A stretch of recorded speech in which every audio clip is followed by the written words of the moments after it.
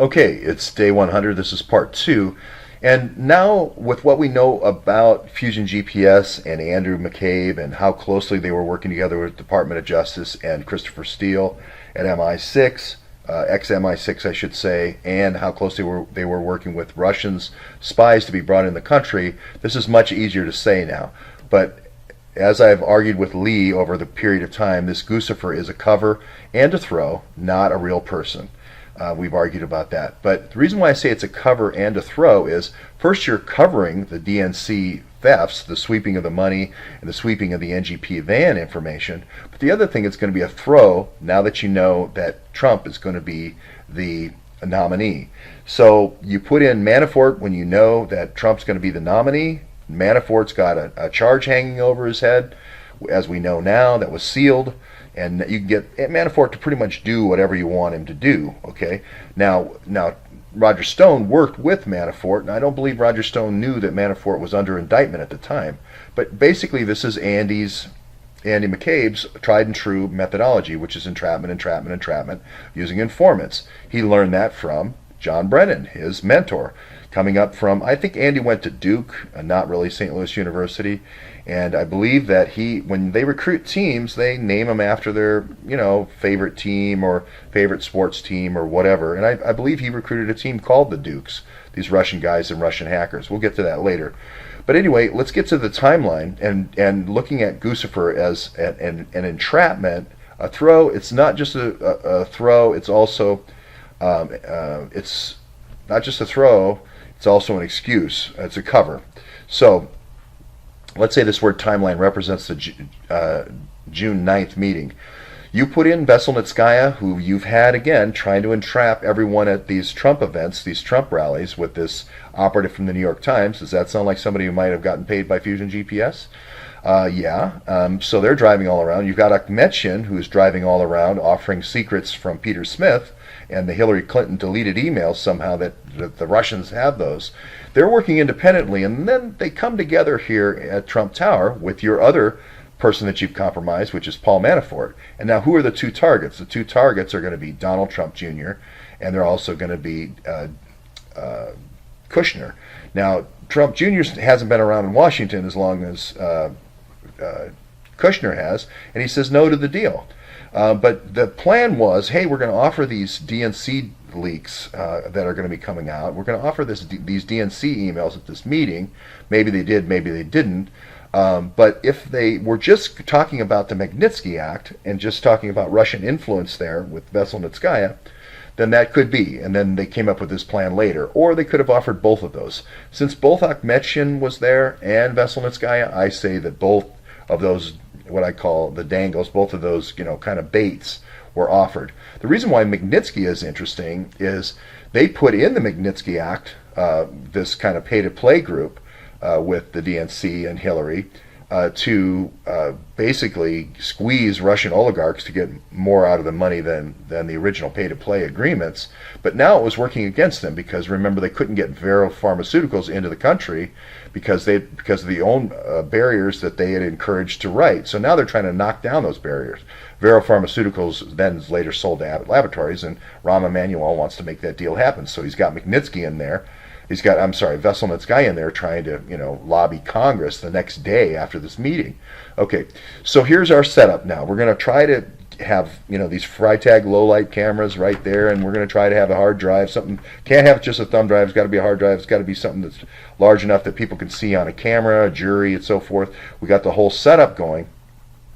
Now that they have these two contacts, we're going to be offering this to the different people, the different surrogates of Trump.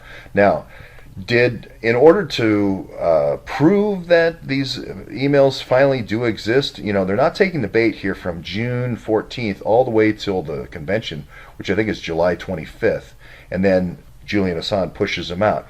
What I think they did was they released these emails to Roger Stone, and then had Roger Stone pass them on to Julian Assange.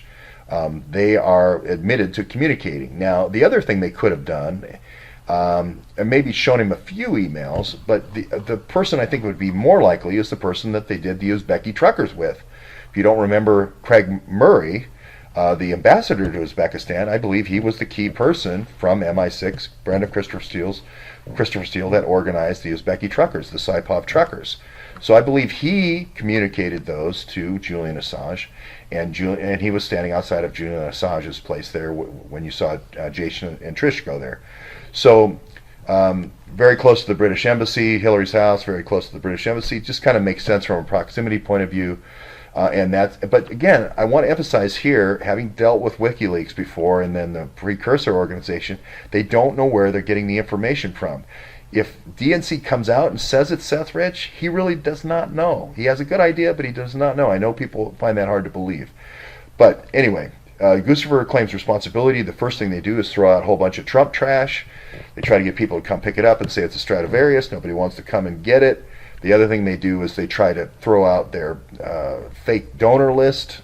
Braverman knows it's not true. Everyone knows it's just a bundler list to funnel and wash and launder a whole bunch of other Ratline money. Okay, so that all works until the convention's the 25th. Still not going anywhere. So they keep trying to rewarm the Guccifer story, rewarm new hacks and so forth. Keep that bait going to the Trump campaign, but the Trump folks just never go for it. They're too busy on the road, having these rallies. To be honest, they're just traveling at a breakneck speed. And Hillary is the reason why she's not traveling is she's having these meetings constantly, trying to figure out what's the next entrapment we can set up. So maybe Roger Stone saw an email, maybe he didn't. Maybe he talked to Julian Assange, and they were trying to lure him to pick up some of those emails for Trump. That's probably the more likely of the two scenarios. And nobody ends up taking the bait until Guccifer just kind of dwindles out of importance. That's why when we get into this August time frame, when Guccifer basically has gone spoil, they have to go to the other insurance policy, which is the entrapments aren't going to work anymore. We need full-on deep dives, everybody across the board. Now, I think they had those anyway, but we're going to need to present that information. We've got a few things here. Let's go for it. Now, is Flynn compromised? In the setup with the Kislyak? Kislyak has been a key bagman for the Clintons for a long time. Does Flynn fall for it, or doesn't he fall for it? I think Flynn might have said, "Hey, before I go into this position with Trump, I have to do my last deals here if I'm going to do anything as a private political consultant." Or maybe he didn't say that. We don't know yet. That'll come out at the trial. But he might have intimated that to Kislyak, and that's how they got Flynn on that charge.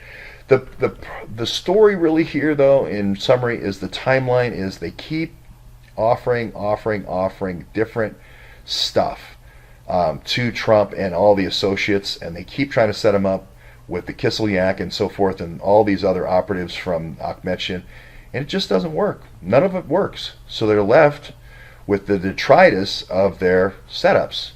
They're left with the detritus only to testify against them in an odd way.